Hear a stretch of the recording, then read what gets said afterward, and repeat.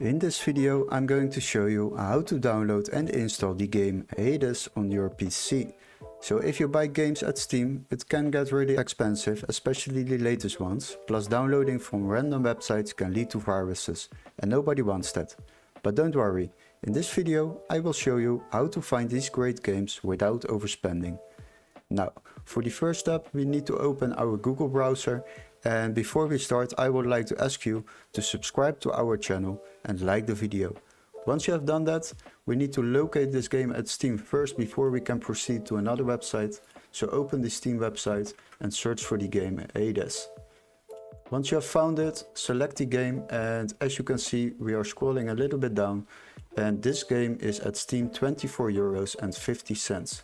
Now I got a good workaround for that, so please follow the upcoming steps and you will be set up within a couple of minutes. Now open the video description and click on the link where it says find game here. Click on that and you will be redirected to this website. Now we are searching for the same game on this website. Select games on the left side. After that select price lowest first, and now we need to watch for the game which can be activated in your country, so it is marked green.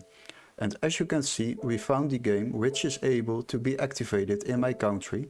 Select the game, and this game is already available for €3.48 instead of the price of €24.50.